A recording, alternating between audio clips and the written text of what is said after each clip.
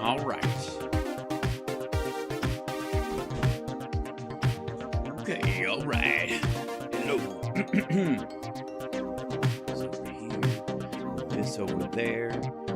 This little thing with a bit of done, and that's rolling. And it's very exciting. We're getting pretty close. The 3, the 2, the 1.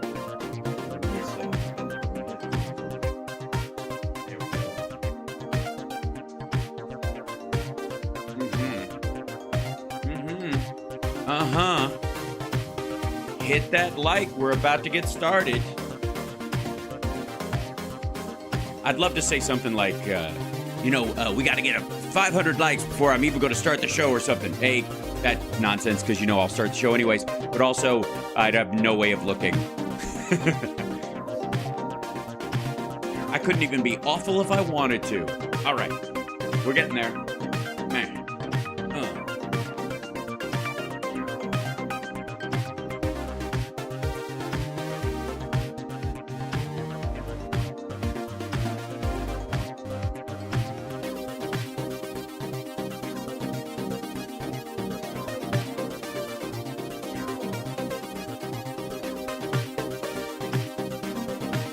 That's right. That would also be considered torture. I agree, Dragon X Flyer. Ladies and gentlemen, are you ready? The old tip jar's back. That's right. Welcome to the show, everybody. Oh, I'm a little damp today because I was washing my hair and I got so behind because I started my computer and for some reason everything's working fine except the camera, which decided to just freak out. And the only way I can fix it is to unplug it and plug it back in again. But the nest of wires I got to start color coding my USB-C cables. That's it. You know how on old Sci-fi, and by the way, hi chat room, do we have any Sci-fi fans in the house? Do you have any people who love some decent Sci-fi? As many of you know, my favorite movie of all time is Blade Runner. Not just for the sci-fi aspects of it, but for the deep questions it asks about the limitations of humanity, God's relationship to man, God's explanation of the enslavement of others, and his expectation of he himself being sort of a mid-level slave between these markers and not knowing which one you are and kind of having to come to terms. It's a beautiful movie for that particular reason. The sequel missed that point entirely, it seemed. It was a good movie, but standalone. I don't relate the two necessarily. Dune's terrific, right. WALL-E, absolutely fabulous. Yes, this is true. I think Edge of Tomorrow, the Tom Cruise, Emily Blunt movie, is the best time travel and sci-fi movie of the last 20 years.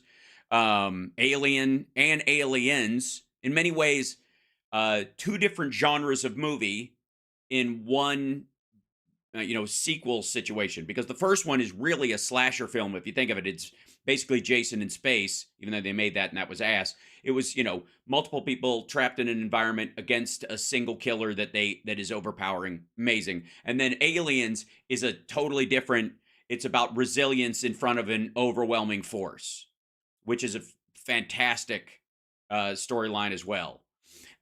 Anyways, and I got to say the final Captain America moment in what I consider the big Captain America moment in Endgame, which is not him getting the hammer, but him standing up with his arm broken and his shield destroyed when he thinks he's alone and there's an entire army in front of him, but he just decides to stay in the fight till the end. He'll give everything he has. Like that, I find that moment quite beautiful.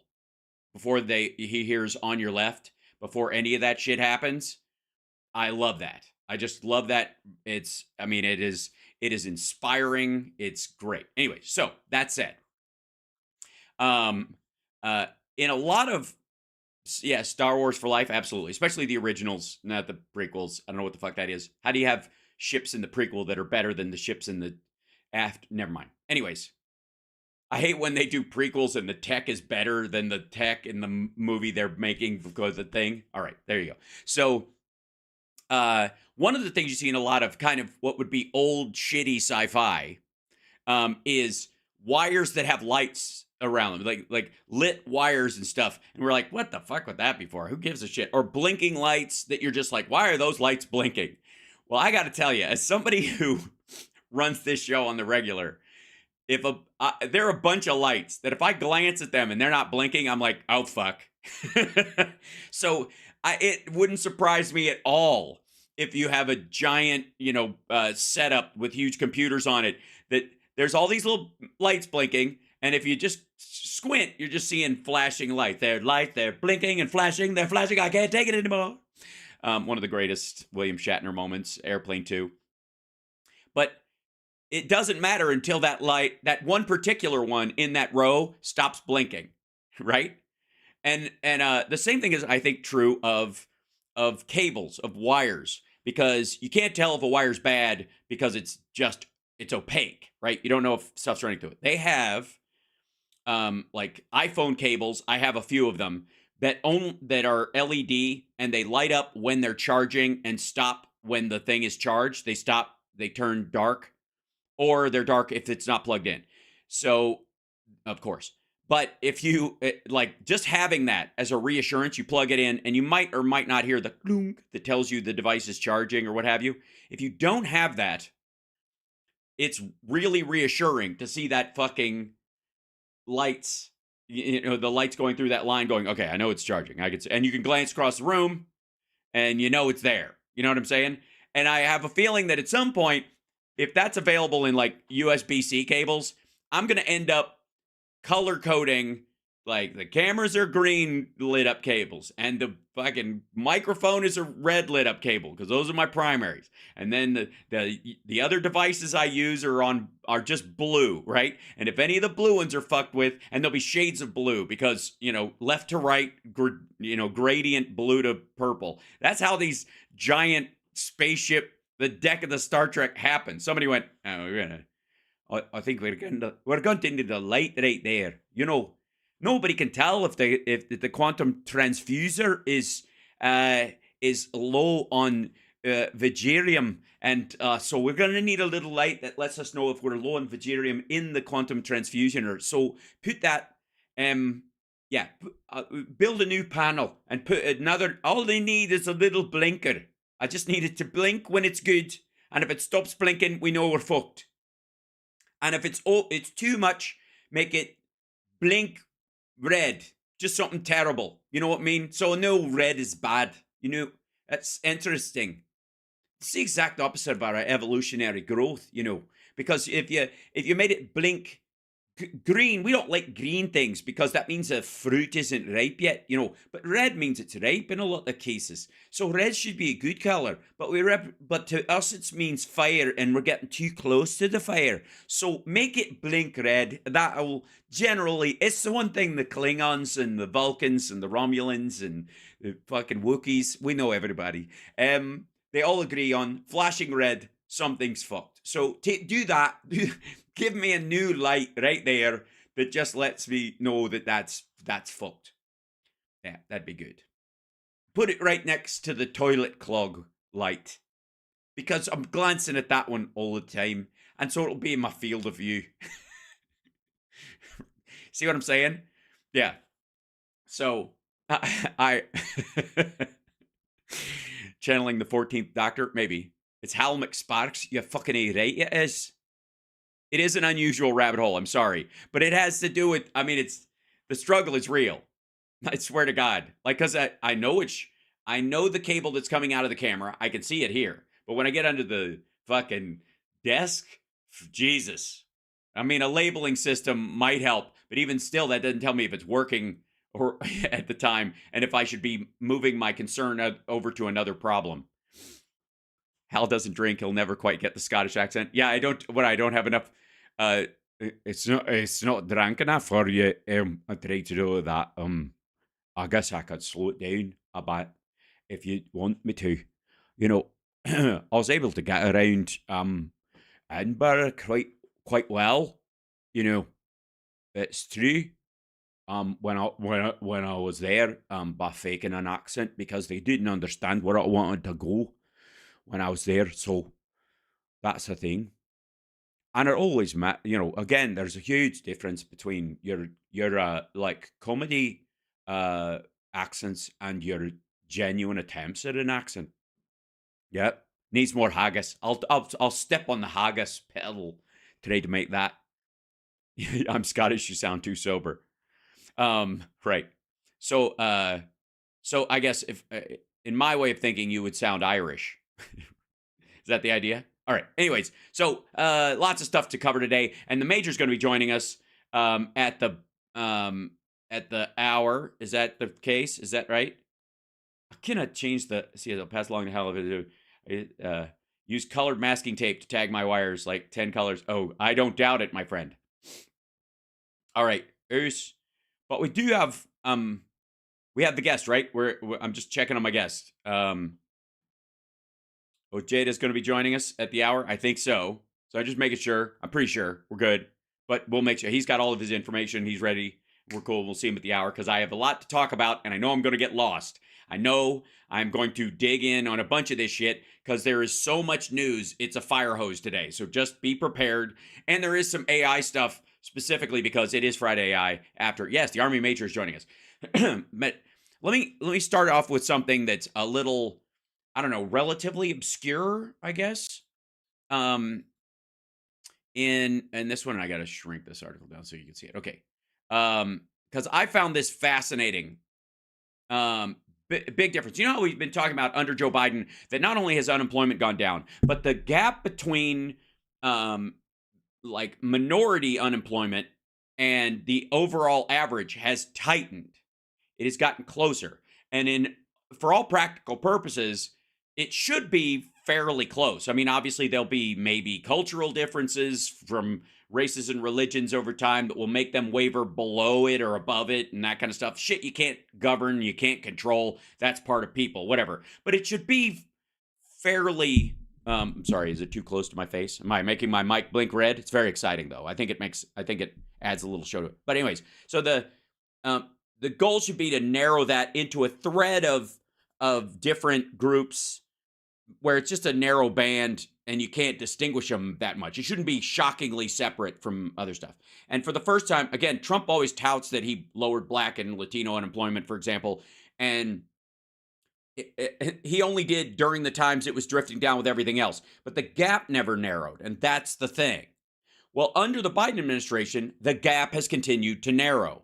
But there was another aspect of this, of Bidenomics, that I found particularly interesting. And I always like, one of the reasons why I fucking end up reading more Bloomberg and Market Watch just to see what these idiots are wrong about again. But I'm fascinated when they're like, what happened? How'd that happen? What in the world? And they start writing articles like this. This is an article that was on Bloomberg today. Older Americans are now earning almost as much as younger workers. Now, there was a period where, as older people phased out or they were being replaced, there was, remember all the storylines in movies in the 90s, early 2000s where, older qualified people were getting broomed out of the workplace by these, fast-talking up-and-comers who were bullshitting their way in. Jesus Christ, it's a plot line in Scrooged, for fuck's sake. Right? It was always part of the story. Like, okay, well, older workers are just, first of all, they don't understand any of the new shit, and so they gotta go. Well, and then this might be a factor of the older Americans being Gen X like myself, as opposed to boomers or as opposed to the greatest generation or earlier generations, as my generation grew up in probably the most technologically adaptable group in human history so far, because we were there for the big changes in it, right? In technology and stuff, like giant leaps. So we really had to do a lot of jumping. Right now, it's getting very narrow. Deciding whether you post on fucking TikTok or Facebook or Twitter or what have you is a huge difference between getting a beeper to a flip phone to a smartphone, right? We've dealt with all of it. So the older generation that's in the workplace is more adaptable and perhaps slightly more wizened. There's a nice combination there, right? So Gen Xers all the way. All right. So also, we've been through this whole crime spike shit in the 90s, and it feels like, Jesus Christ, I feel like I'm in a fucking Pearl Jam video right now. It's the same, that, everything old is new again, right? So, yes, from the stereo to the Walkman. Now, again, my grandmother's generation differed in that way from, say, the boomer generation, because my grandmother's generation were ironically far more adaptable, because they went from letters to telegram to telephone and television to smartphone. Like the whole fucking arc. They got all the way to cell phone. Some of them made it all the way to smartphone. So they went through giant adaptations. Again, the way that their children did not. They started with a landline and went to an unplugged phone. That's it. That's not a giant leap, right? And style of smartphone to better smartphone to smaller to flatter or whatever the fuck. That's not a giant leap. It doesn't take a lot of adaptability to understand that. You know what I mean? You're just being picky at this point. It's a style choice almost as much as anything else. So this is kind of a big deal. Older Americans are now earning almost as much as younger workers. Hourly pay for older workers is up 69% since 1987. Share of workers age 65 and more almost doubled in 36 years. Nowadays, 62% of workers 65 or older are working full-time, compared to 47% in the late 80s. Now, also, being 65 now versus being 65 in 1985 is very different, right? Understand that. Bullshit's a more American expression. Well, it's a cowboy expression, I think. Anyways, so now 62% of workers 65 or older are working full time. That's because of health and capability, desire. It's also about the kind of work that the generations did. The generation that would be 65 in the mid 80s or whatever did a lot more like hard, intense labor that was harder on their bodies. Whereas now the intense labor and the stuff that's harder on your body in our society is sitting all the fucking time and feeling your legs go numb, I suppose. This is the aging adults with standing desks generation, of which I am a member. Thank you very much. And by the way, I gotta say, I qualify for retirement in my union. I've been a member so long, but largely because I started as a child laborer. I joined my union when I was 16 years old, right? Well, and the idea of raising the retirement age will become a conversation about this. And what it should be is, one would think, make it an option. That mandatory retirement or Social Security benefits shouldn't be, you can like foregoing them, for example, or putting them into, there should be like it's one of these things. I'm not being on Social Security or not being old enough for it. There may be something like this. Maybe somebody in our chat room knows, but there should be a thing where if you reach 65 and you don't want to retire, or you're not planning on retiring, your Social Security funds should be able to be put into a bond or something along those lines and used to pay out directly for other folks. And then maybe, you earn interest on it. And so you could forego taking that money now and kind of punt it. And therefore, people who are retiring, who might have more Social Security needs than you do, will get that money. You could also simply use it as a tax write-off. I don't need my Social Security money. That's going to be my tax write-off for the year. We'll call it quits. Yeah, somebody in Canada. Sorry, say that again. Somebody was just floating that in there. 1 second. How in Canada, if you reach 65 and don't take Canadian Social Security, you earn a 2.5% bonus per year till you hit 70. Yeah, that's a similar thing. It's a bonus on what you'll get later, and it's not surprising. That's a little more close to it because, again, the size is an issue. The size of the state versus the size of Canada versus the size of the U.S. There's a factor in that. There's also a variance in how states handle things. What's the current population of Sanford? Or sorry, hold on 1 second. As of 2023, the population of Canada is 40 million. Yeah. So there are fewer people in Canada than there are in California. So that's part of it. I mean, the processing is much bigger. That said, totally cool. But it's, yeah. I think there would be other ways other than raising the retirement. I mean, because just raising the retirement age is too generic and doesn't speak to the vast variety of situations. Because raising the retirement age, I'll give you an example. Raising the retirement age on 65-year-olds across the board to 70, let's say, or 67 or some shit like that, has a more detrimental effect on manual laborers, physical laborers, shopkeepers, people who are on their fucking feet all the time. It affects them distinctly.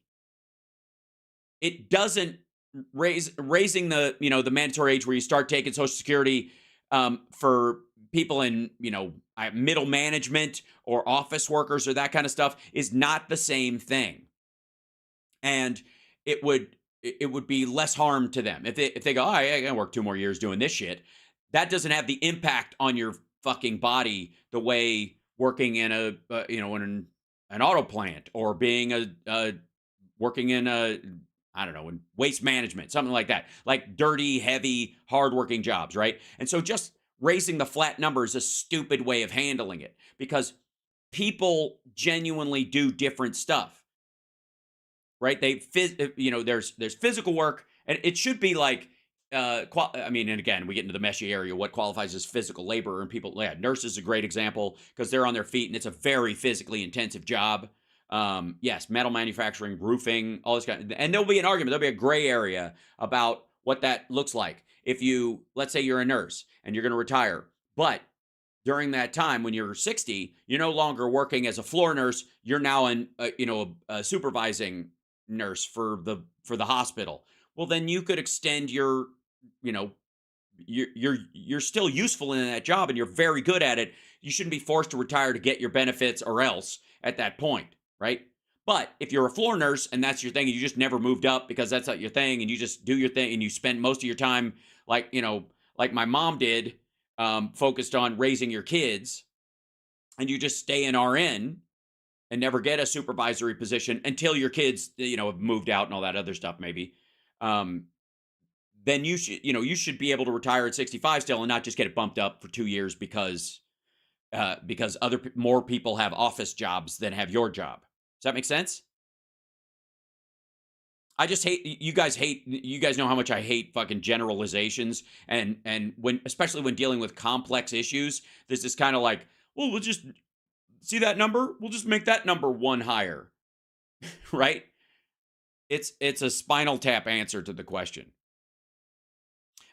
Anyway, so the share of Americans working beyond retirement age has almost doubled since the late 80s, and the wage gap between them and their younger colleagues is shrinking, according to a Pew Research poll. Older workers are now as likely to hold college degrees as younger ones, and can expect to earn $22 an hour compared to $13 in 1987, a 69% increase in 2022 dollars. According to the Pew report issued Thursday, that's in contrast to the 19% boost in median hour earnings for 25 to 64-year-olds. So people older than that have gotten 3 times the boost, almost 4 times the boost of the boost that's come in the last couple of decades to this group.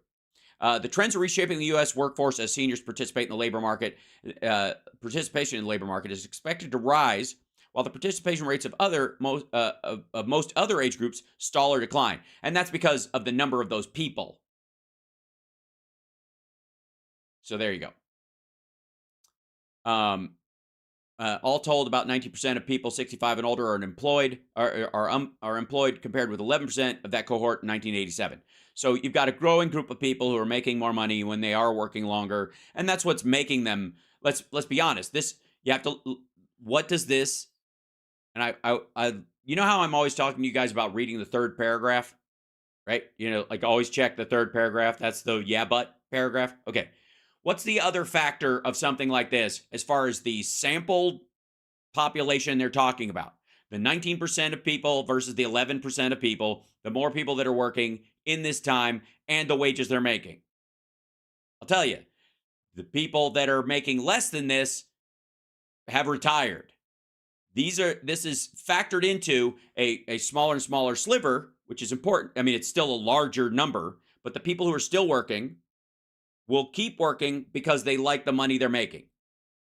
right? Or they need more money, or they want more money, or they're happy with their job, or it gives them purpose. This is a gray area. And when people come in and go, it's because they're starving, and you're like, okay, no, because they can retire and just get Social Security, and then this is a bunch of other. Yes, God bless pensions is exactly right. You can also get more from your pension the longer you stay on too, because you're contributing to the pension longer. So some people do that anyways as well.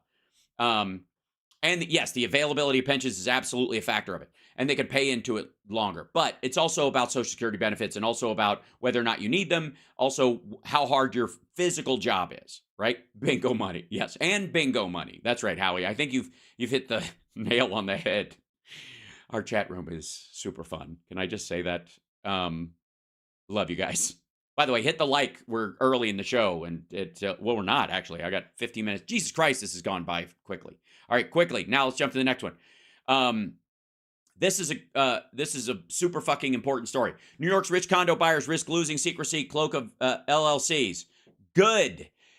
Los Angeles is working on a similar thing, and there is a federal law going in effect January 1st. Thank you, Joe Biden. And this is, you want to know what, singularly, why Donald Trump says we're living in hell and businesses are going to flee New York and it's terrible and this is hell and we're going down the tubes of hell. It's this.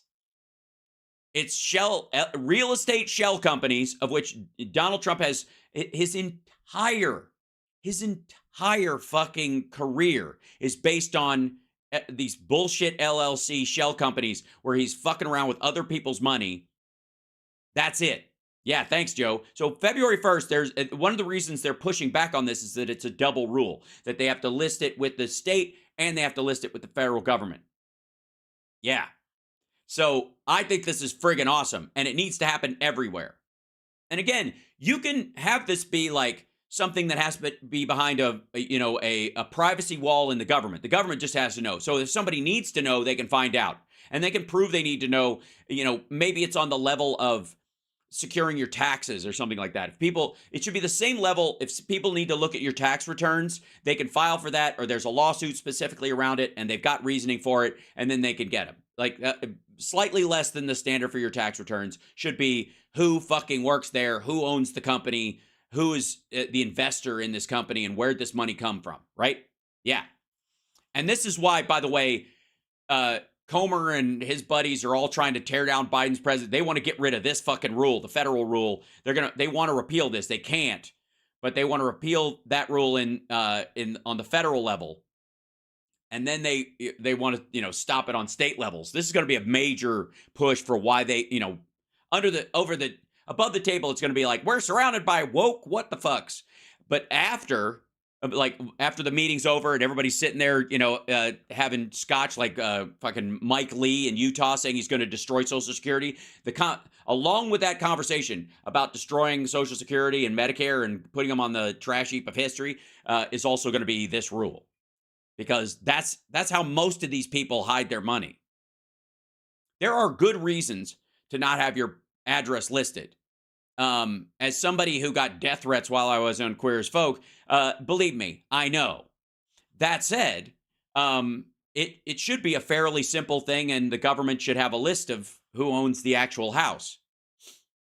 And you should have to show good cause why you need to know, but it shouldn't be completely hidden from even the government. Right? So, there you go. Anyways, I think this is fucking awesome. Now, also, huge sign, and obviously why, people in red states are flipping out that we're going to hell. There's a new In-N-Out that is opened in Idaho. It's the Hunger Games out here. Now, if anything exemplifies the privileged bullshit of your average Idahoan, sure. It's saying that waiting in line to go to In-N-Out when there are plenty of other restaurants around and calling it the fucking Hunger Games is absurd. It's shame on you. It's the Hunger Games. It's difficult to find the right comparison to draw for the hype that accompanied the opening of Idaho's first In-N-Out burger this week. A papal visit, A Taylor Swift concert? Those analogs might not quite capture the hubbub that accompanied the Tuesday arrival of the chain's vaunted double burgers and animal-style fries to Meridian, a suburb of Boise. Local news was all over the story. Fans lined up outside, braving the near freezing temperatures. I would like to remind you that we are in hell right now. We don't have an economy. Everything is destroyed. No one has any money to eat. And everyone is being kicked out of their home. And evictions are at an all-time low, but high. At the all-time highest low they've ever been, which is sort of a, everyone's low is someone else's high, I guess. And you'd have to be high to eat In-N-Out sometimes. Depends on the hour, I guess. But we are in the tubes of hell and on the precipice of the tubes of hell, and everything is worse than it's ever been before, including the lines at the In-N-Out in Idaho.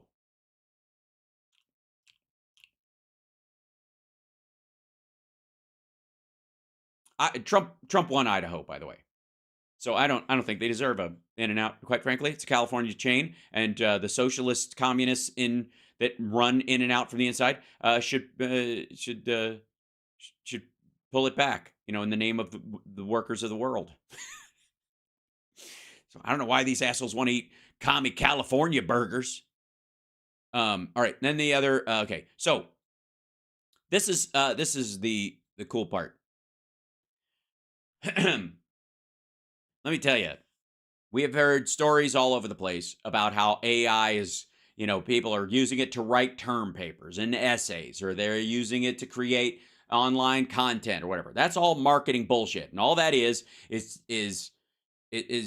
subverting the talent of some people that work hard on marketing stuff and making it affordable in some cases, and mostly making it affordable to people who can't fucking afford it. People who can't afford a PR person and a fucking marketing expert and all this kind of stuff can go online and go, take a picture. Here's my product. Take a picture of this product and make it look like it's on top of Mount Everest and blah, blah, blah. Stuff it would have taken $1 billion, ad campaign to get. You can now sort of get a marginal version of that, okay, on your own, which is great. It makes it's democratizing that capability for everybody else. Whether it works or not is an issue that always goes with advertising, marketing, writing, creativity, any of that stuff.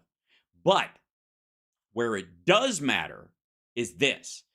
So MIT just published a paper, and I won't bore you with it, that's sort of related to this, where AI, with the speed of the calculation of the AI they have, is so good that it can capture the states of chemical reactions to the millisecond, to the microsecond, to the minisecond, where a chemical reaction actually occurs, and chart out how it happened, so that scientists can understand chemical reactions at a much finer level. What's the trigger point? Before it was you light the wick reaches the bomb, and the bomb explodes. Or enough fire, how much fire does it take to ignite liquid gasoline? How much, or fumes in the air, whatever. And it was pretty broad. Now, nanosecond, even smaller, a micro mini nanosecond. Now it can chart every atomic aspect of the exchange, and that means that you can lower the margin of error to a much smaller area, which gives you way more capacity in a bunch of areas. It's kind of incredible. It's like one of these things that everybody takes for granted. A picosecond. There you go. What would be boring about a paper from MIT? For most people, Cynthia, not you and I, obviously. So, anyways, this is about optimization. This will be the biggest aspect of this, like global package routing or power grid operation. So instead of, power always going equally everywhere, it can go, well, it never needs it here. And if it does go on, we could send a little there, but it's just off till it needs it all the time for all this stuff. And where it be like, oh my God, they're going to shut off the power to my home using AI. It's not how it works. What it's going to be used for is sections of street lamps and that kind of stuff in areas. You used to have a relatively complex, partially manual setup where people could turn off the street lights at night. I mean, fuck, the word gaffer for a lighting person in movies used to come from the fact that a guy, a dirty-faced guy who looks nothing at all like Dick Van Dyke, by the way, happy belated birthday, Dick Van Dyke. Going around and lighting all the gas lamps along the street in London. You know, that was the thing. And they used a gaff hook to turn the gas on, and then they would light it. So they had this little hook on the end of it, and they'd put that in the thing and twist it, and that's what it would do it. Right? That's what would turn the gas on in it. So that's how that's where the term gaffer came from, lighting. But you used to have a guy doing that, right? The gaffer was gaslighting, totally. And then, eventually you had an automated system that would, or a semi-automated system that other people would have to make decisions about, like through quarterly review of traffic and where stuff would go, and they would have to look at them and consider it, and then go out there and go, is that really what it looks like? And now this is only as good as the data going into it, but the fact that most AI will be able to handle a lot of this shit is very reassuring, with, of course, human failsafe.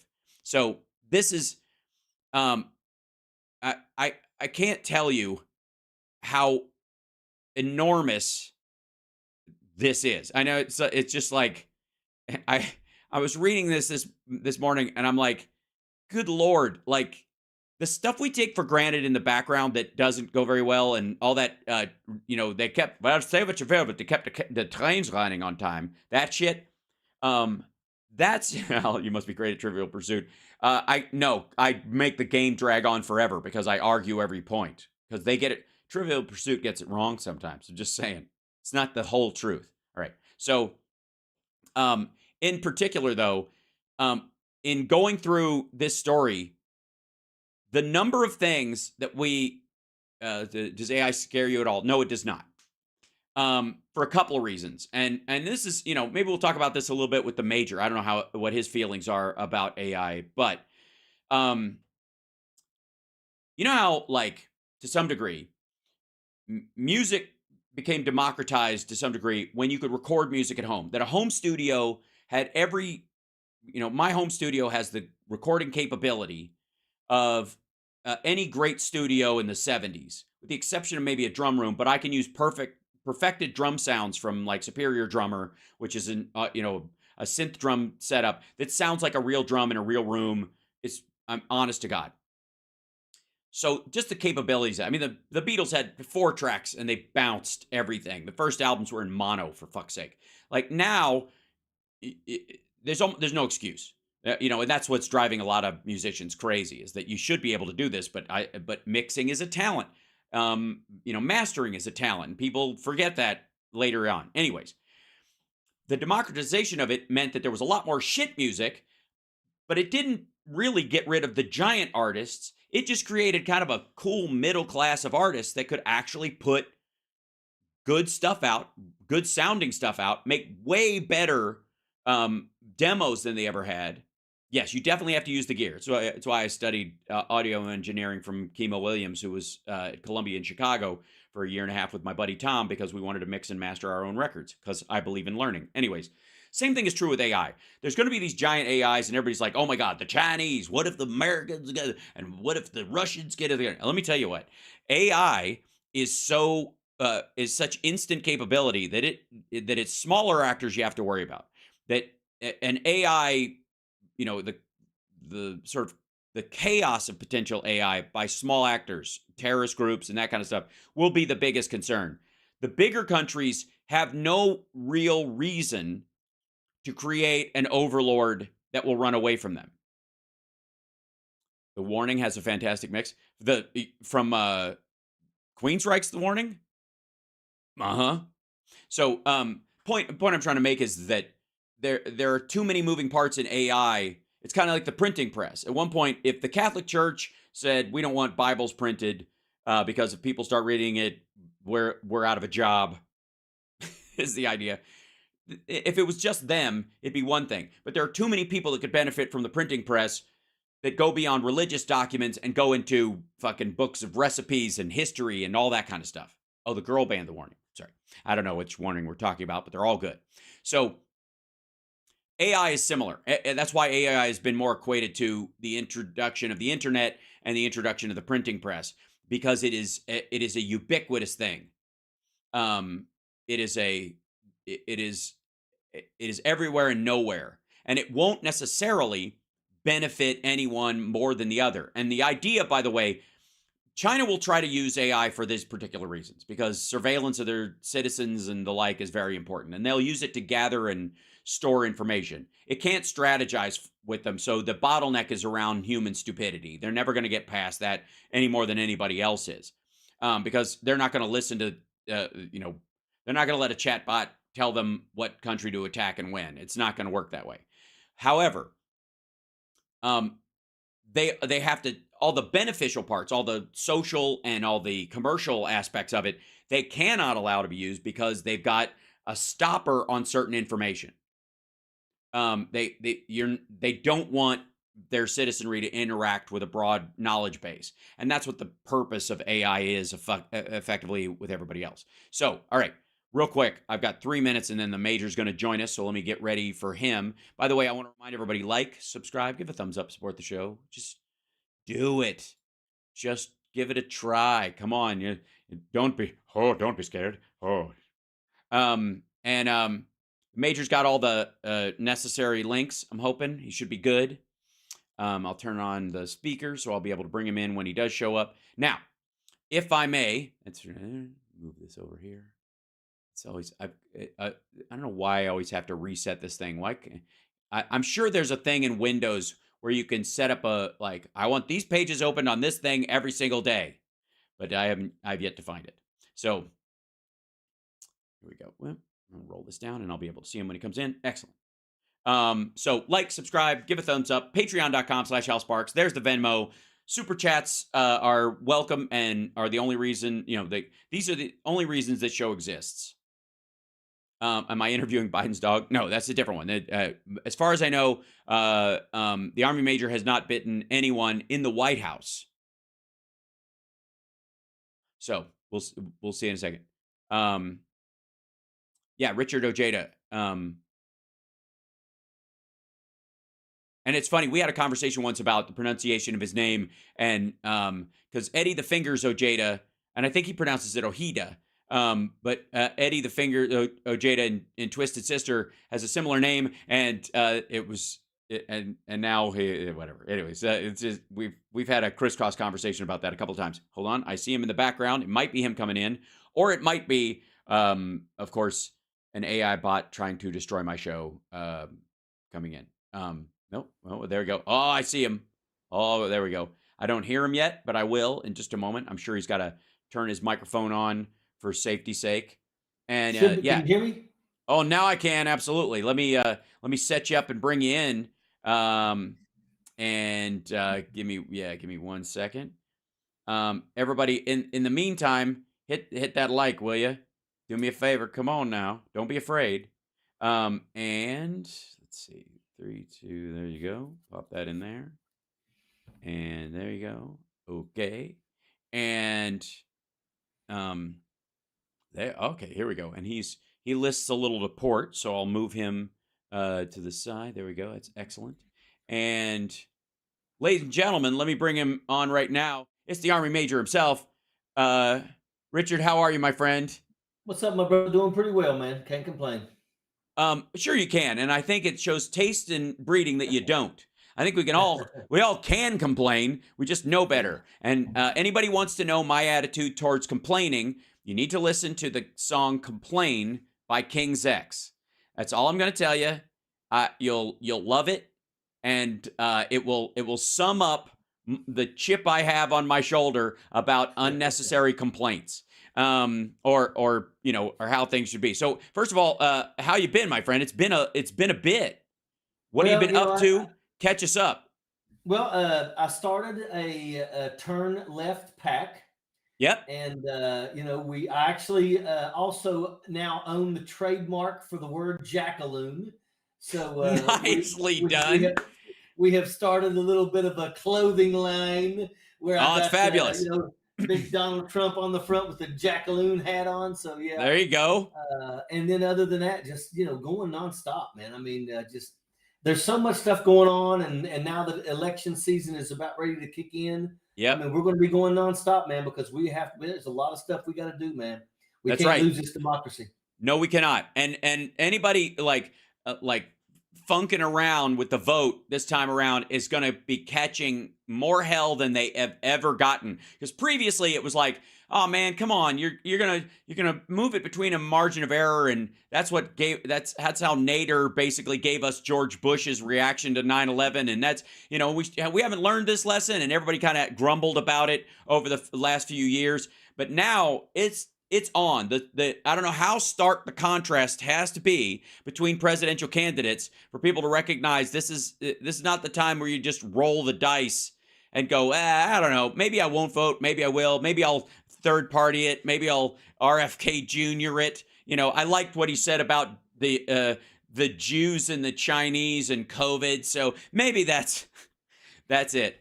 Yeah. You know, it's really hard because, you know, after all the things that we have seen, you know, and now, I mean, every day more and more stuff comes out. I mean, literally, like I just watched a video of Donald Trump addressing a crowd of rich people. And, you know, here he is basically telling them that, you know, he's only going to be a dictator on day one. And everybody knows that Donald Trump, if you give him that power, he will never relinquish that power. Of course. And then of course he also says, you guys know you can expect another big tax break. You know, once again, Donald Trump absolutely telling everybody that, you know, that not only did he put $7.8 trillion on the back of the American middle class, he's going to do it again. And oh, by the way, Joe Biden has been busting his ass. He's been knocking it out of the park every other day. 14 million jobs, CHIPS Act, Pact Act, infrastructure, inflation reduction. He's been killing it. And then we've still got people that are saying, well, I really don't know. Third party. What are you going to do? What are you going to do? You're going to vote for RFK Jr.? And oh, by the way, they got RFK Jr. to throw his hat in the ring because they thought RFK Jr. was going to take votes away from Joe Biden. And it's actually, he's taking votes away from Donald Trump. But that's exactly right. Then you got Joe Manchin. Let me tell you a little something about this. And this needs to be, everybody needs to remember this. If Joe Manchin decides to say he's running third party for president, just know this.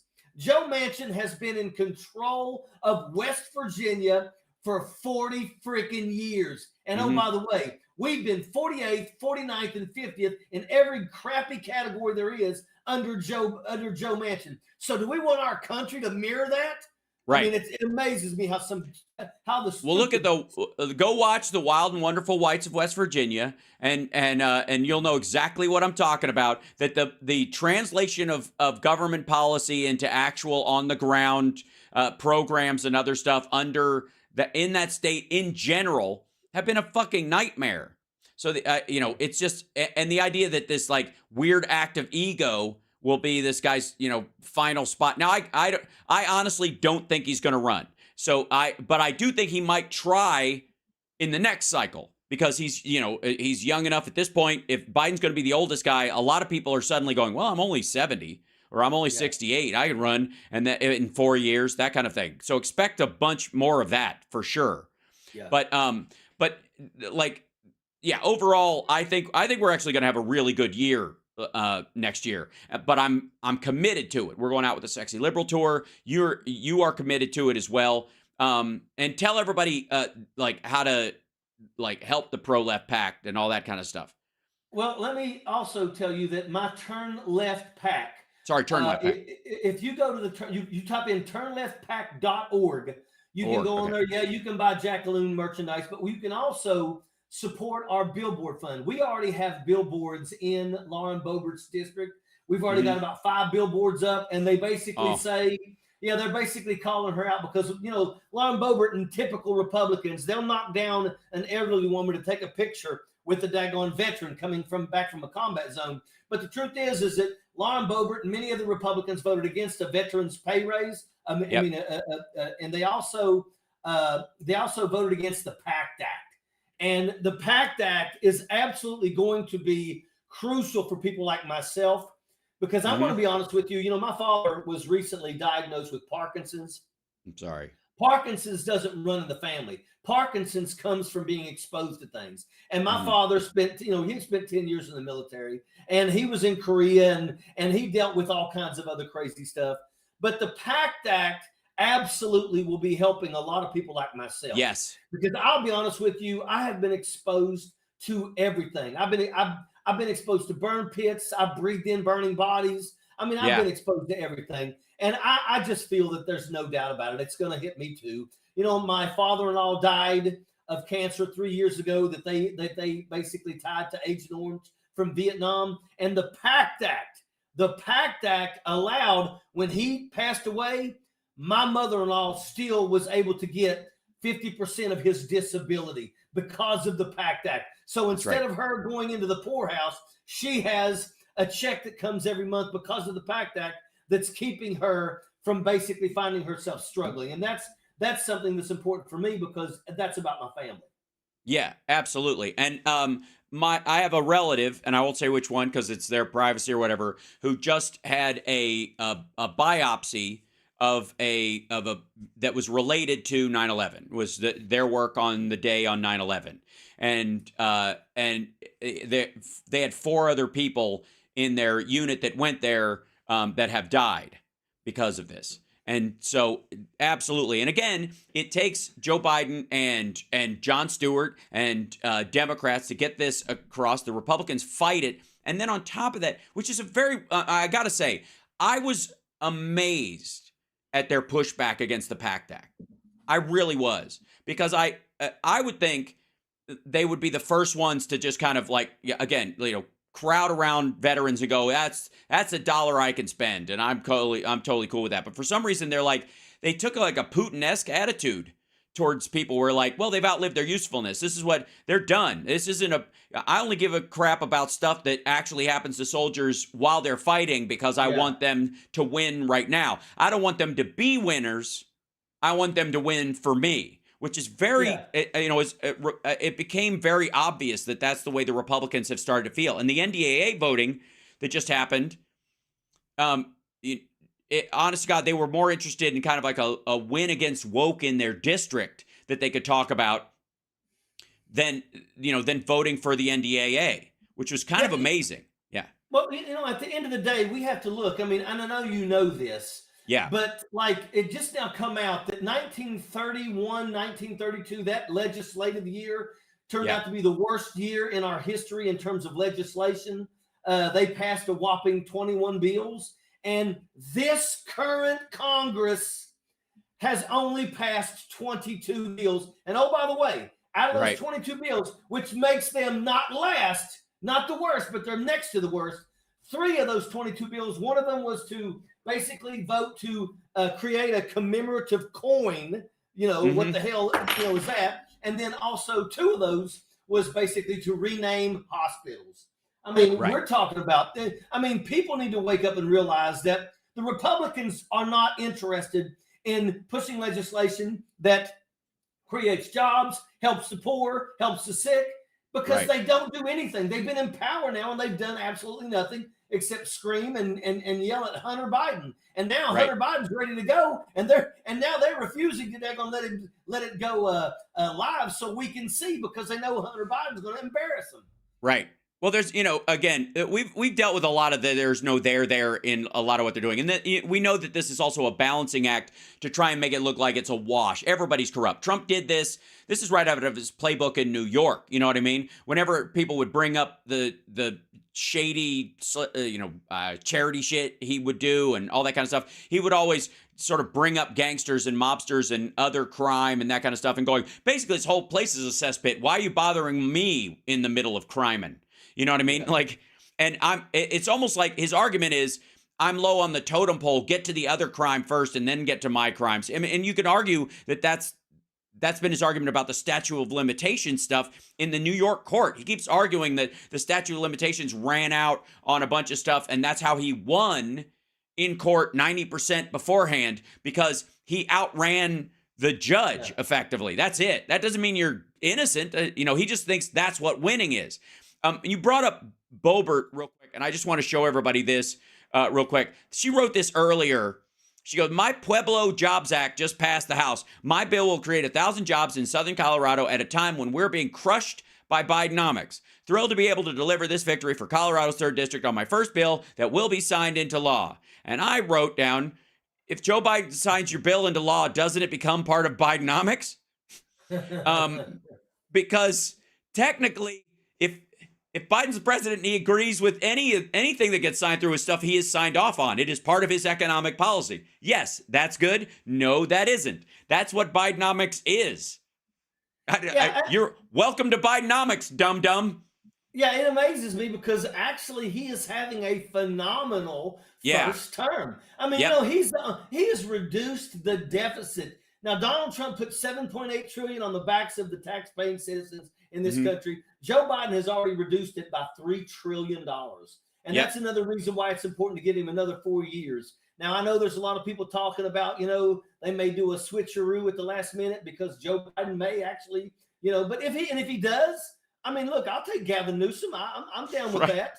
Yeah. But at the end of the day, well, we have a deep bench. That's okay. Again, that's about turn your opponent's strength into a weakness. And what they're trying to do with that is we have a deep bench of people, so they're trying to make the deep bench look like a bad thing, right?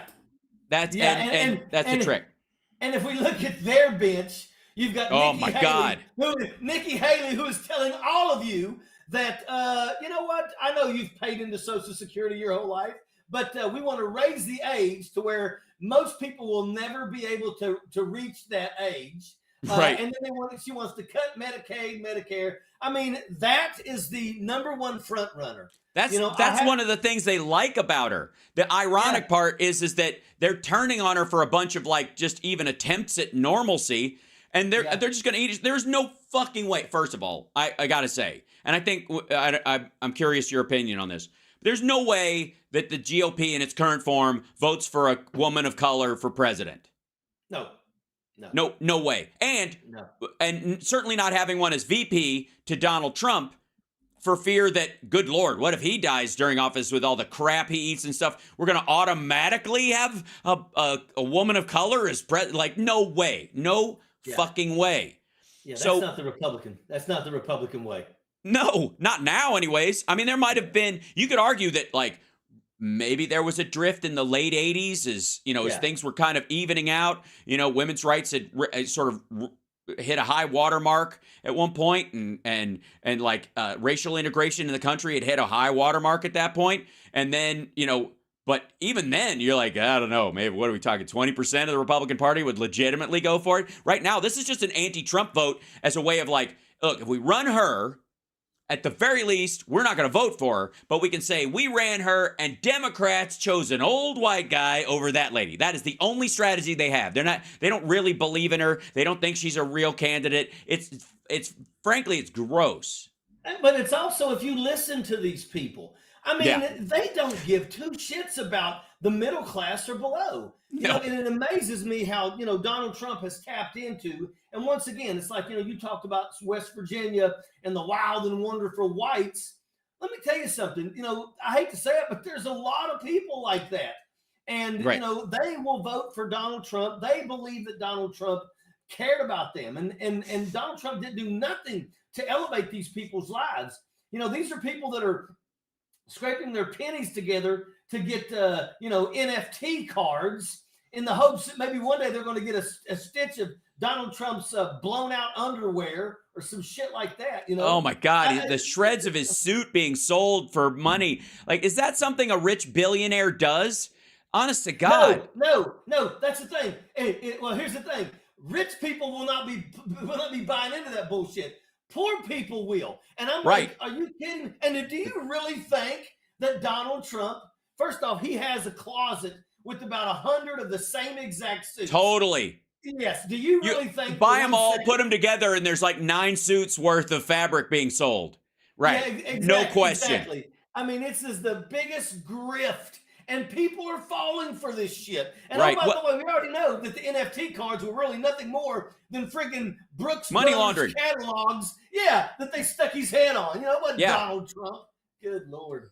Well, that's the thing about NFTs is that the ownership is, can be hidden inside any kind of digital wallet you want. So nobody needs to know that you actually own. You could say you do, but you don't have to. How many, Jesus Christ, the number of people buying shreds of his fucking suit or whatever that are like, can you imagine the Roseanne level lunatics that are like petting their one little piece of Donald Trump's fucking suit, and the dude's using it as a smash rag because they're like, I remember when we were free. Like, God, horrible.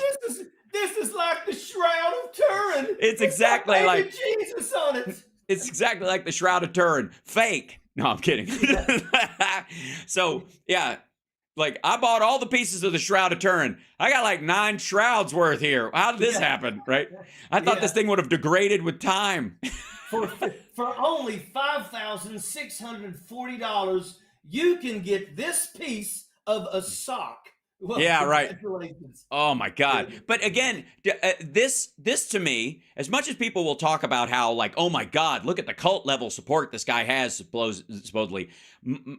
I got to say, this looks like a fucking wind down, and a hard one at that. Because once you're selling shreds of your clothing and the stolen pictures from Instagram of himself while he was president, you have to get your own book pressing plant effectively, or get a donor to build one for you, because none of the publishers know they're not going to make a fucking dime on it, and that you're just selling merch. That's all this is. This is concert merch, because he can't sell tickets to his rallies because they're rallies.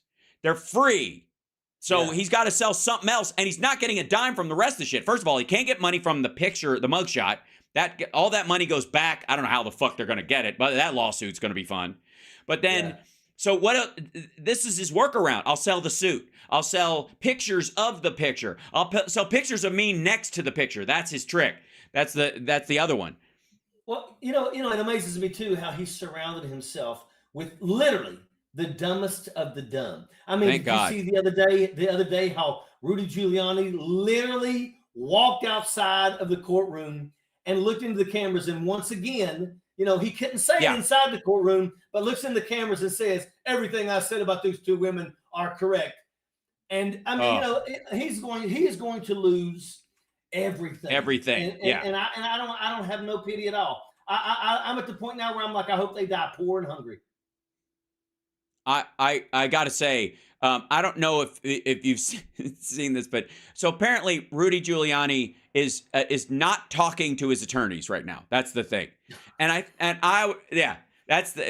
the news, is that he's not speaking to his attorneys because he doesn't like bad news, I guess, or he thinks they're incompetent. Well, you hired them, asshole, and they're the best you can afford. If I was you, well, I mean, it's a civil case, so he can't get a public defender. I'd get somebody who used to work in a public defender's office when I was mayor and go, and maybe they still believe in me. Somebody like that. Yeah. Maybe he did. Maybe that's who this asshole is. But they're not talking. So he's late to court, and he gets admonished for being late to court because there was a holdup at security, because apparently he didn't want to go through security. And he walks in with his fucking pants undone and his belt off, and he's still putting his belt on as he enters, because he thinks he's Rudy Giuliani, so why should I have to walk through a metal detector, or what stopped me, or whatever. Sorry, you have to act like the rest of us plebes, asshole, and they don't have a members only line at the fucking Justice Department like you thought they should have. Fucking hell. Yeah, you don't have a TSA pre-check. Right, he's clear. Where's the clear? Where's the clear? And who's supposed to help me put my pants back on? Where's the 15-year-old girl that hung out with Borat, right? That's the idea. I'm excited. I'm excited to watch him. Right now they're saying it's like they're asking for $24 million each. It's really sad because I know that he's already basically claiming that he's broke, but he does have an apartment that's worth $6 million. Mm-hmm. I actually won $400,000 in a lawsuit, and I never got one single penny of it because the guy that tried to kill me didn't have 2 nickels to rub together, and his family took everything out of his name the day after he attacked me. So, I have fear that he's going to try to claim bankruptcy to keep from giving these women anything. He's going to pull an Alex Jones. Yeah. I mean, it's absolute. Well, no, you can't. You technically speaking, this debt is not dischargeable in bankruptcy. He can't do that legally. That's how this is set up. This in the New York court that they're in. you cannot discharge these kind of things, because otherwise New York would fucking fall apart. They know that. But the thing is, he's going to just hide and shuffle shit. Trump was caught moving money around that he wasn't supposed to move around. When he was supposed, they have a special master, I guess, looking into this stuff. So if he tries to move any New York money anywhere else, he's got to give them a heads up, and he didn't, with like $200 million worth, which is just fucking crazy.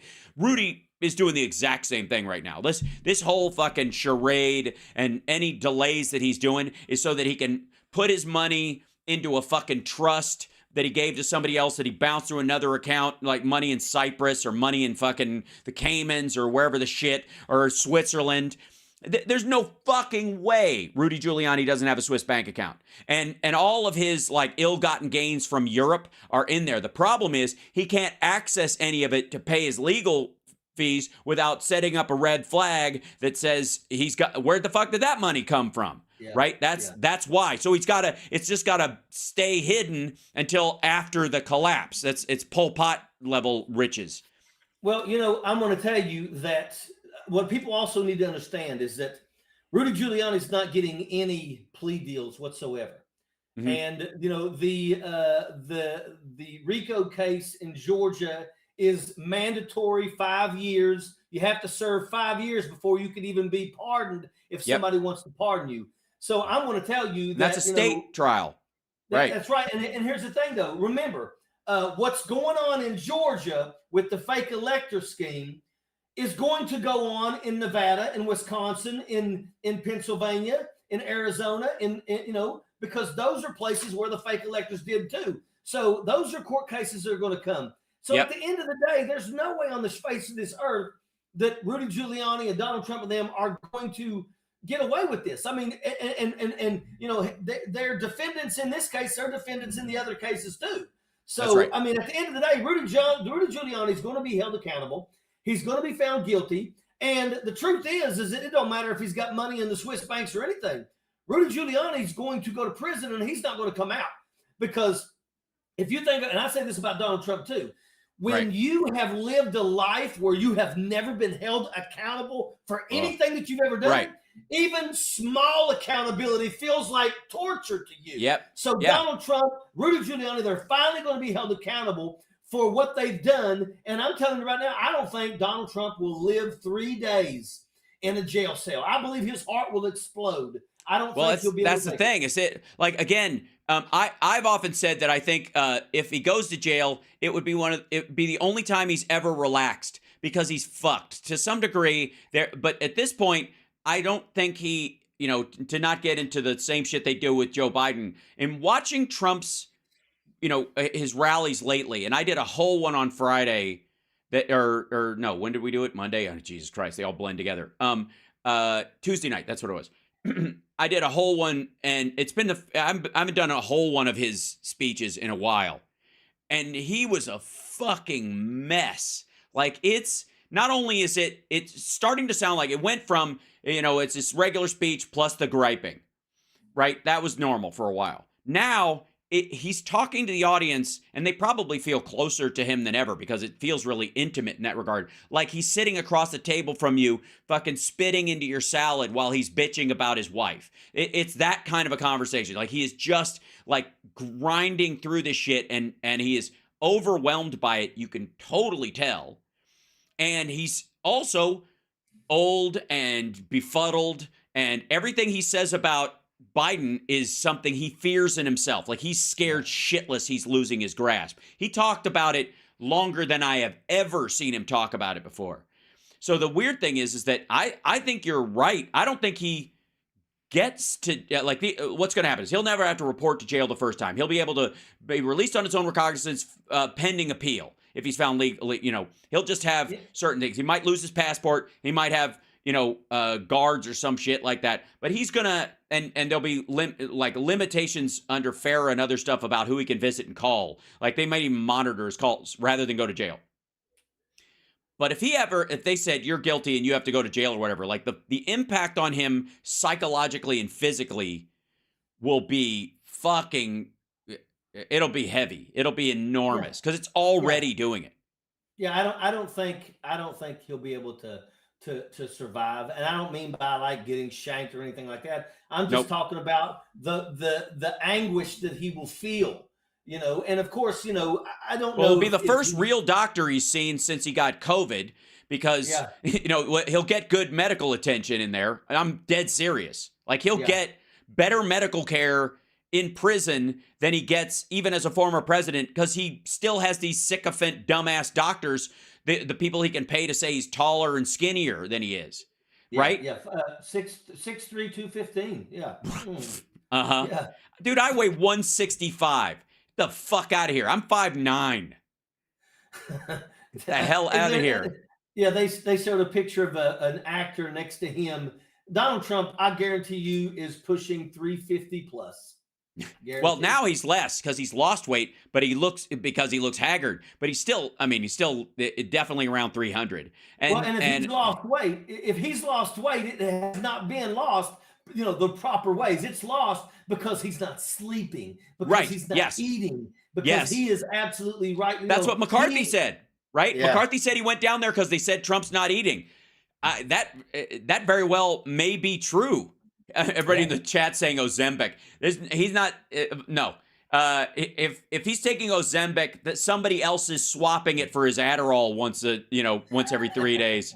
There's yeah, no fucking way he would go in there and admit, hey, but where's that not fat pill you can take?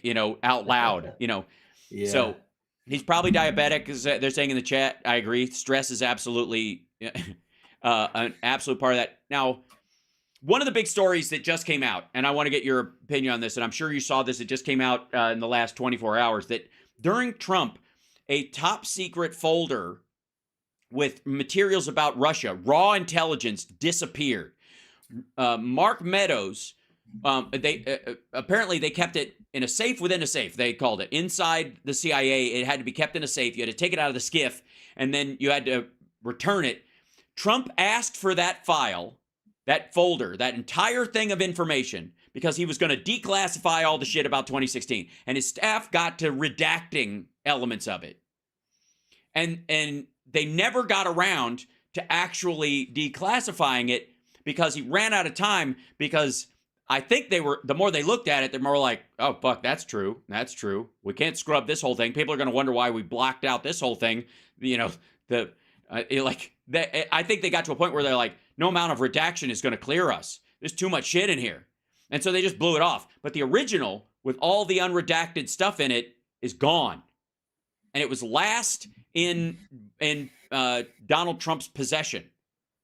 The last person who had it. I'm going to tell you, the classified documents. I'm really, really beside myself on this one here, because like a couple days ago, I actually read an article that said that Eileen Cannon had stepped away, that she recused herself, and it was a fake article. Oh, and right. I was so excited, because I was like, finally, because out of everything that Donald Trump has done, the one thing that I can relate to is the classified documents case, because I held the top secret security clearance.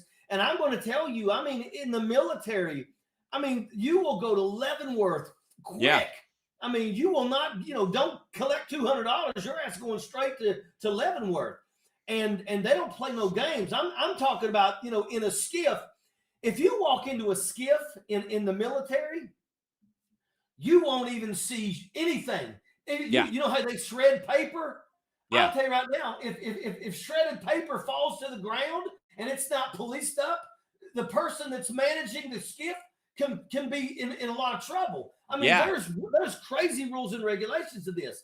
That's right. And these classified documents, I mean, these are secrets. Now, what could Vladimir Putin benefit if he knew exactly what we knew about them? And that's the danger to this. And I'm going to tell you right now, Donald Trump doesn't give two shits about our country. Donald Trump wants to be a dictator. If you think that he's only going to try it for one day, you're wrong. He will never relinquish that power once he has it. And make no mistake about it, Donald Trump has always wanted to be a dictator. We know that the only thing that he ever reads is Adolf Hitler friggin' garbage. I mean, he's told us who he is. And I will tell you, it would not surprise me if Donald Trump has not sold our secrets already. I would be shocked if they say that he never has. I believe that he's given stuff to the Saudi prince, and I believe that he's given stuff to Vladimir Putin, because those are the people that Donald Trump enjoyed. Donald Trump likes dictators because he wants to be one. And that is what we've been seeing, and it's a shame. You remember when like George Bush went, things would be a lot easier if I was a dictator, and there was a big uproar about that statement, and rightly so.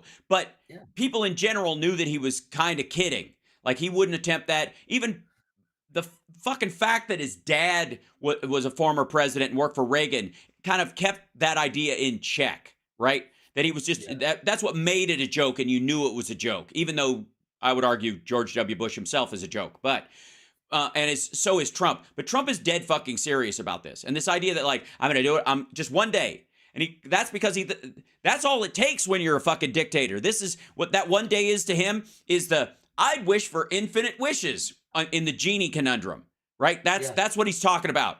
He was like, that one day I would drill, baby, drill, and we close the border, which basically turns us into Escape from New York, which makes me the king of a gated community, and start the world's largest deportation, right? He's saying that stuff, which means people going door to door, house to house, asking for fucking people's papers. There is no other way you do that. You go door to door, papers, please. It's And understand that all of these groups out there, blacks for Trumps, Hispanics for Trump. Let me tell you something. You Hispanic, Latino Trump supporters, people are really dense, because make no mistake about it, you're the first ones to go. And when you're being even if you got here, you got amnesty under Reagan, for example, they want to rescind all that shit. It's like the Muslims in Michigan who are like, we're leaving Joe Biden for, by the way, who is putting a leash on Netanyahu, unlike any president we've ever seen, even in the midst of all this shit. The like Muslims in Michigan are like, we're leaving Joe Biden for what? To elect Donald Trump, who would have given Netanyahu the total go ahead to flatten Gaza completely. Why bother? Why are you telling them you're coming? That was literally, that is the Trump doctrine. Kill them. He had no rules of engagement. Again, I've said this statistic, but it always shocks the shit out of me. There were more civilian drone deaths during the first year of Donald Trump's presidency, and it continued, by the way, than there were in all 8 years of Obama. 80% rise and by the way, there were very few during Obama. There were 80% more in just 1 year. All that combined, 8 years worth of death plus 80% in Trump's first year. And then they stayed on that ROE till he fucking left office. That's one of the reasons why he's like, I talked to this general and we could end the ISIS thing in 4 weeks. Well, why the fuck do you think it takes so long? Because you're trying not to kill civilians. That's why. That's what takes so long. If you're trying to kill... Right. Yeah. People need to understand what a dictatorship is. And I'm going to tell you, you're going to see those people, those Latinos for Trump, you're going to see all them on a boat being pushed out to friggin' sea, and they're going to be screaming, but we like Donald Trump. They don't give a shit. And I'm going to tell you another thing, too. If you've ever been to a country that is under a dictatorship, I have. Right. And I'm going to tell you, I mean, it's not a pretty picture. I will tell you that it's like going from the color of the Wizard of Oz back to black and white. Yeah. And I'm serious. And and oh, by the way, I was there. I went into that part of the world back in 1990, but I went back to last year. Last year I went back, spent 55 days. I went all across the Balkans. I mean, I traveled all throughout the Yugoslavia area, which is now, it's Serbia. Serbia, Bosnia, Herzegovina, those places, Croatia, and you can still see, you can see how now things are much better there, but you can still see remnants of that type of situation, a dictatorship, and you can see the watermark. You can see the watermark of the flood of the damage done by dictatorships in every single country. When I go, all right. So I've been to China a bunch. I love Chinese culture. I love, I have many friends over there. I speak Chinese.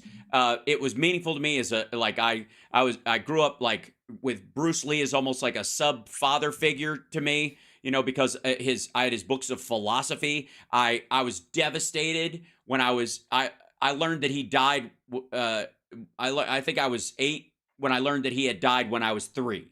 You know, he died when I was 3 years old, and I didn't know he was dead. I was just learning about him and getting into him at 8 years old, and then I found out he was dead. I was brokenhearted about it, and since then, like the history, the culture, and the depth of it, I found very beautiful. And then to go there and see what the CCP and Xi Jinping and all these assholes have done since taking over to totally eviscerate the true culture and the true livelihoods and the true potential of the Chinese people is fucking horrifying. And it got worse every year. When I went to do my show, I was hoping they were kind of turning a corner. And everywhere I went, I'm like, I became even more aware of how tight the bumpers were on where we could go, who we could talk to. We would set up interviews with people, and suddenly, we can't get that person. We have to go. They've set up a meeting with us with somebody else, like who's a fashion designer or something. We're going to go over here and do this. I'm like, why we were going to go that? Like, it's fucking awful. And it's an order. It's an order. Our fucking driver was snatched out of the truck by the police while we were on our way to location one point. They just fucking grabbed the dude. He was gone for 3 days. He had to bribe his way out of jail. Like, it's awful. And people, that's what makes me so mad when people are like, America's basically China right now. America's basically, that communist, this is like USSR. Like, you fucking have no idea. Let me tell you no another idea. thing too. Another thing about dictators, and you can go back and look and you can see this is true. Dictators do not give two shits. No. They will send human waves at their enemies. And they don't give a shit if you get...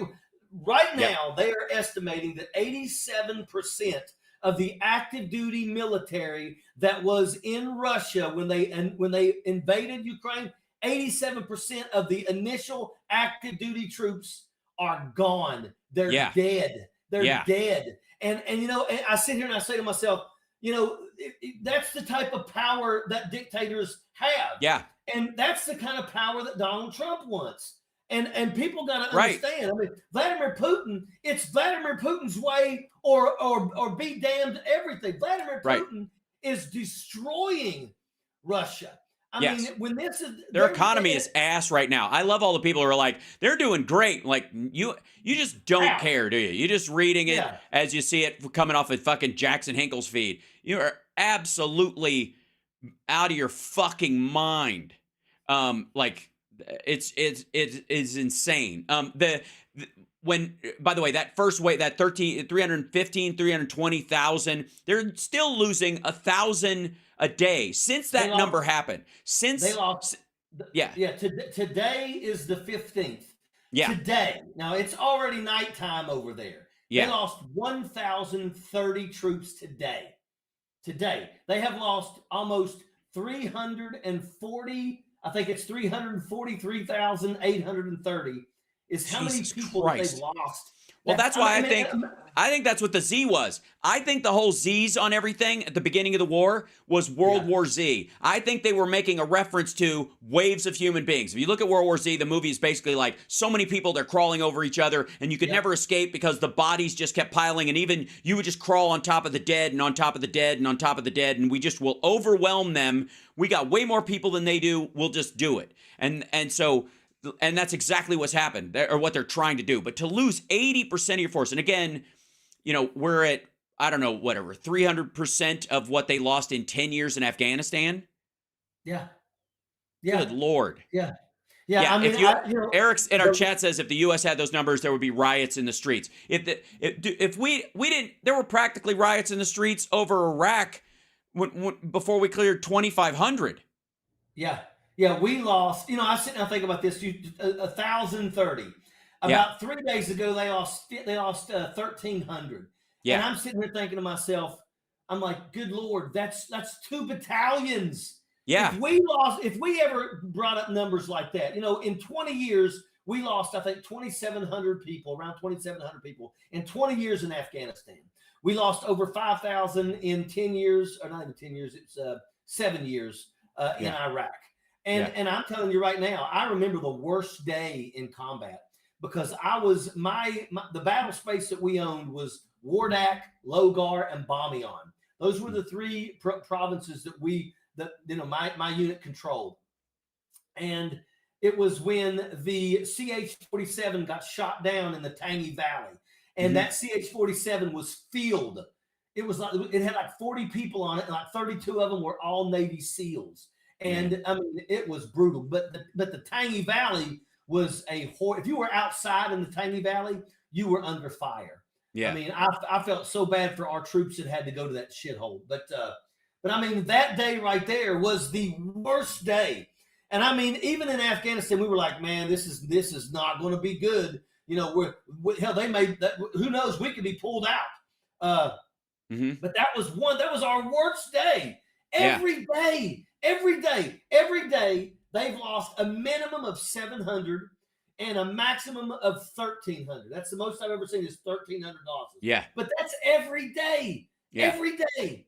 I don't understand how. But once again, Vladimir Putin is a dictator, and he doesn't care. Limit human waves until he gets his way. That's how. Well, it explains and Donald Trump's sort of affinity and appreciation for him or Kim Jong-un, who, again, is of the brutal dictators on Earth right now.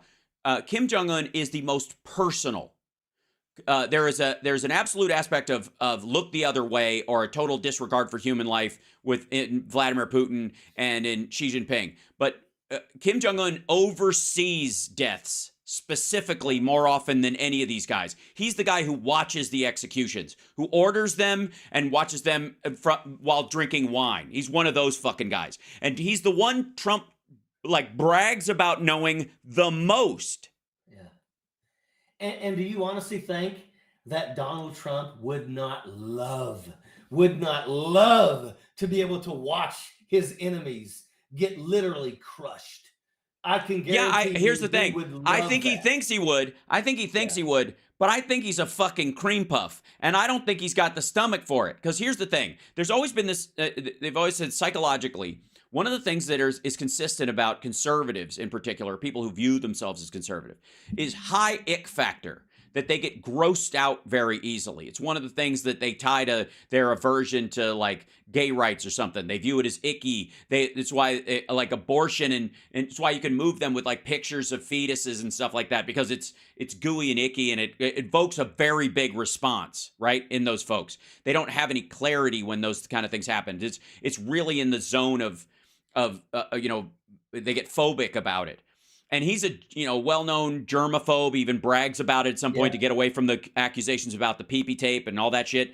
So I don't think he could watch it. I think I think he'd be squeamish about it.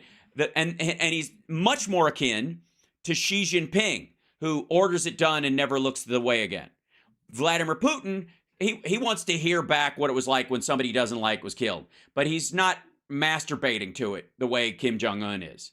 And there's these are the kind of people that are out there. But I think Trump sort of in his mind, he just likes the fear that he saw and the allegiance that he saw in everyone around Kim Jong-un. That's what he's attracted to, because all those people fear for their lives. Yeah. You're right, and you're right in that aspect. It's like Saddam Hussein. Yes, I went to the death house, which is another separate structure right there on Abu Ghraib, and that was where I really believe that is the room that they hung him in.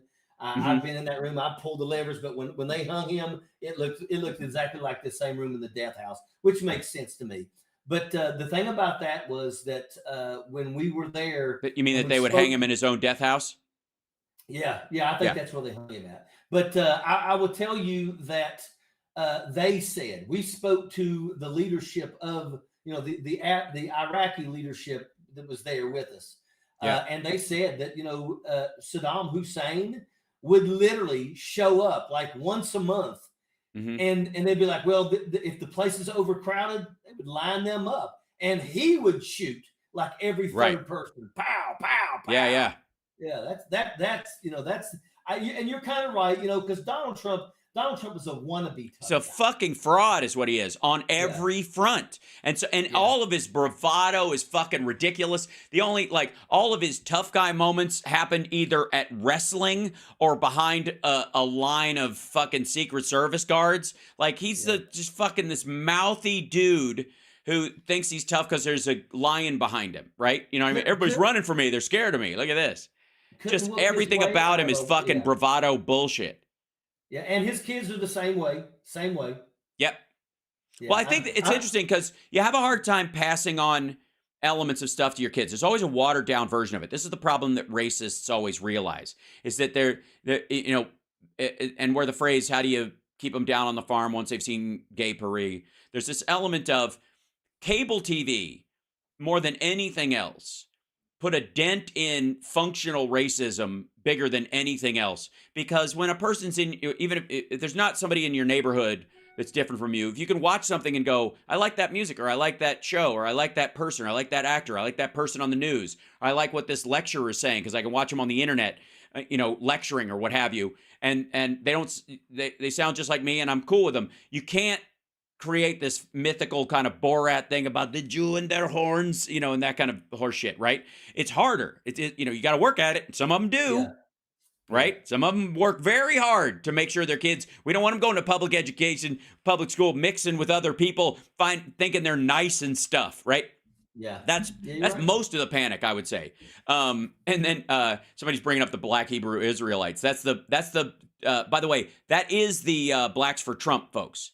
They are, that's who that group is, the whole with the shirts on. If you go to their website, I dived into it years ago. Like now it's been 2 years or whatever. It's some of the most horrifying stuff. I can't even show most of the site because it's full of just like Indian people beating black people because I don't know if you know this, but the Blacks for Trump people make the case that American blacks are not really black.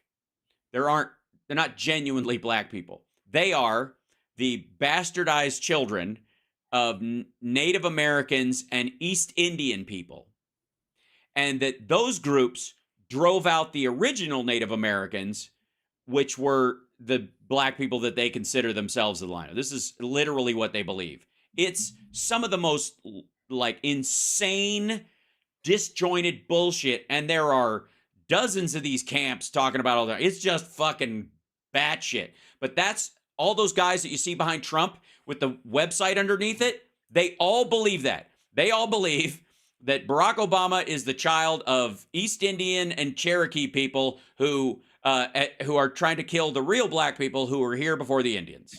It's fucking, it's amazing. It's one of those things where you're like, get the fuck out of here. Like the guy, it almost feels like they're punking Trump. If this turned out to be a bunch of black people like fucking with Trump by going, yeah, blacks for Trump. This is how stupid you'd have to believe. This is the shit you would have to be stupid enough to believe to support Donald Trump. And they made a website just full of like bizarre garbage. It wouldn't be able to match this. It's just astounding. So let's see, we're good on time. Yeah, I want to remind everybody. So it's turnleftpact.org. Is that the website? That's it. And then also, excellent. I go live every night at 8:30 Eastern Standard Time on YouTube and Facebook under Ojeda. It's on Ojeda Live.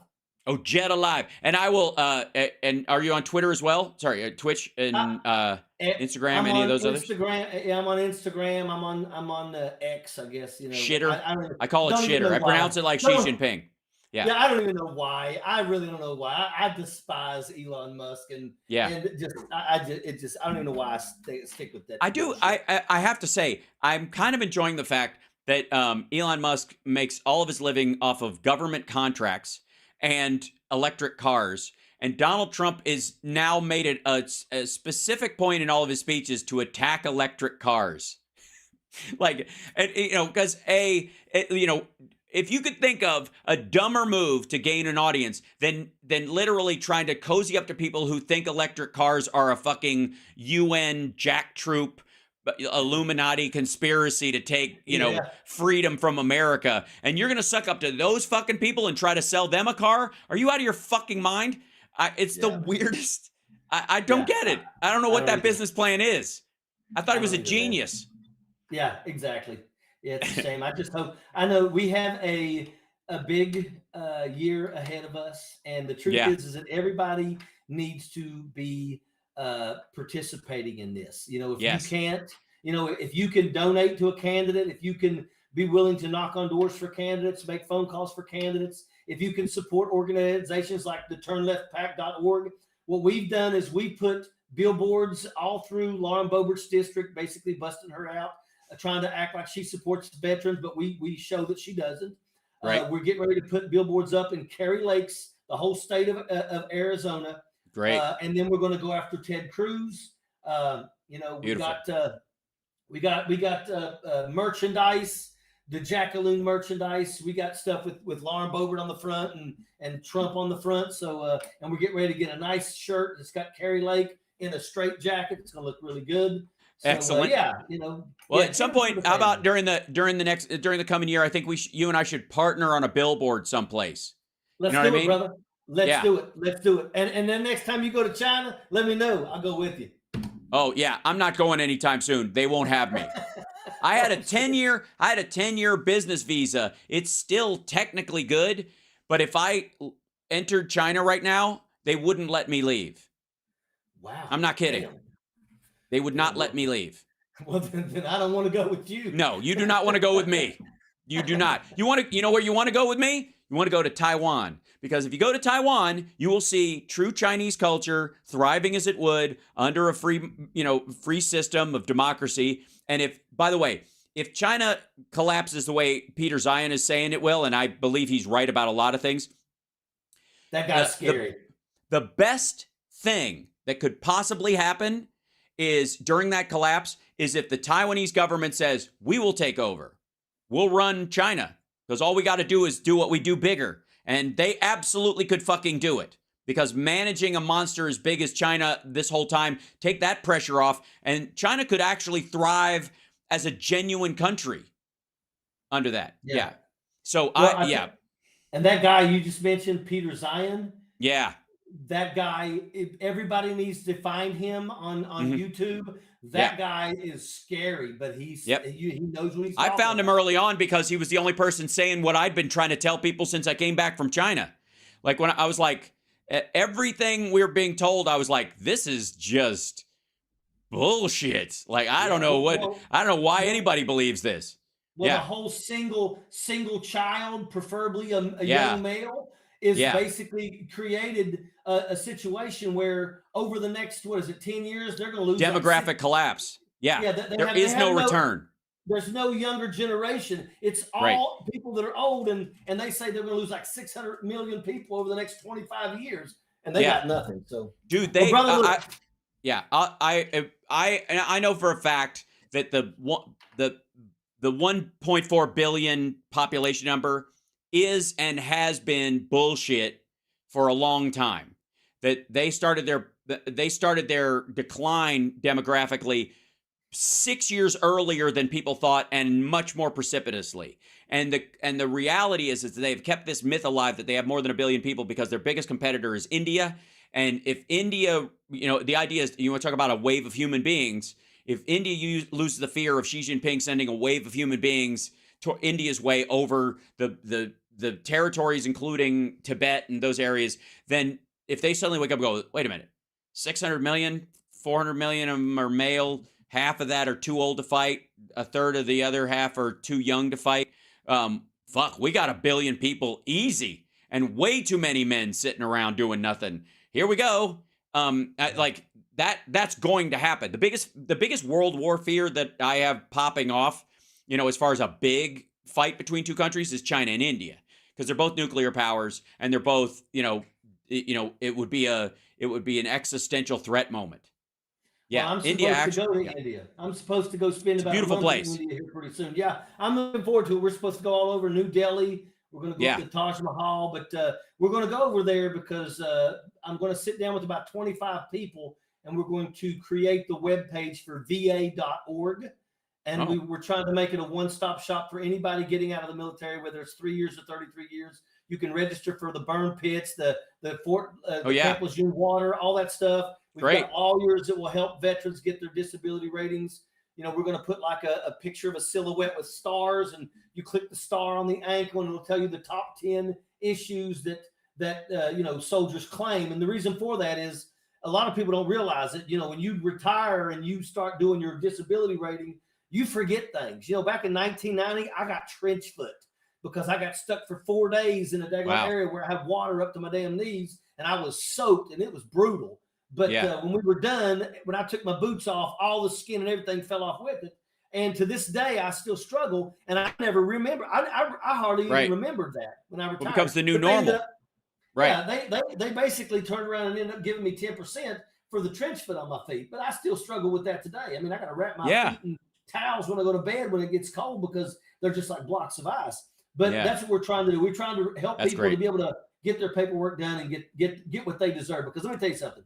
You don't make a lot of money in the military. Nobody has ever gotten rich in the military. General officers will only make about $120,000 a year. Right. And those are general officers. E6s with 2 kids qualify for food stamps in the United States military. Mm-hmm. It's a great life.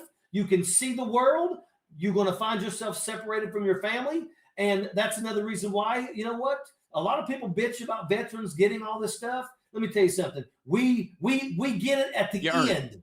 Yeah, that's right, because we had to earn it first. So, well, brother, let me the same people that bitch about it, by the way, are the same people who say entitlements without realizing they're saying that this is something people are entitled to because they paid in for it. Yeah, the chair of the Republican Party of West Virginia actually called my military retirement a government welfare check. Fucking hell. Well, brother, let me tell you something. I always thank you so much. You. You too. We'll do it again. I love being on your show, brother. I love it.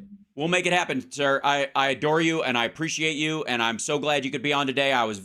My heart leapt at the idea of you coming on when I saw you were available to do it, and we will absolutely do it again because this is a crucial year in general, not just because of the presidential race, which I feel better about every day, and I already felt good, but also all the other levels, the House and the Senate is going to become crucial. Right. It is.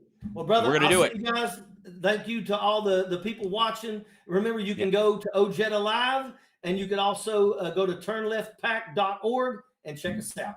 Brother, excellent. Take it easy. Thank you, brother. We'll see you again. All right. Bye-bye. There he goes.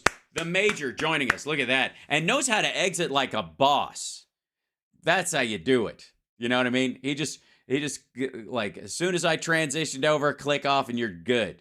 That's a man with some skills. Airborne. That's right. Let me hear an airborne forum out there, everybody in the chat. Eric, thank you. Good stuff. He says, Spicy Dragon says he's the real deal. I agree. Eileen, so cool. Agree. All right. I'm not even going to say the word Eric because we'll get in trouble. You either. Hell yeah. Crisp salute. Thank you very much. Airborne. There you go. And there's the link. Thanks for putting that in. That's in the chat right now. He keeps the schedule. That's right. Fucking fantastic. Airborne. So, anyways, love you guys. I will see you guys later on this afternoon. Yeah, it's Friday. Good Lord. I've lost I spent so much time under my desk working on stuff this week. I have no idea what day it is. It's crazy. Next week's going to be nutty. A week from Saturday, Nerd Halen is playing a full show at the Whiskey on the 23rd, which is very exciting. Graphics are coming, I suppose. And I'll run ads for it all next week because that's what I'm trying to get better at. I know. And then, And then Sexy Liberal tickets are going on sale and all that kind of stuff. I'm working on a big splash. I've been way behind on trying to promote stuff because I'm too busy doing the job to sell the job, as it were, which is fine. I think that's okay. I think you can forgive me for that. Too busy. I got a lot of reading to do about all the shit I talk about. So, and I'm on top of it. I gotta say, I'm on top of it. That said, we'll see you later on this afternoon. The continued flip out is going to be about, you're going to watch Donald Trump pump out a bunch of shit about documents at Chinatown and all that shit about Biden's files from when he was a senator, right? And watch him flip out about that because of this new report that he absconded with a folder full of raw Russian intel that is still missing. Has anybody checked Ivana's coffin?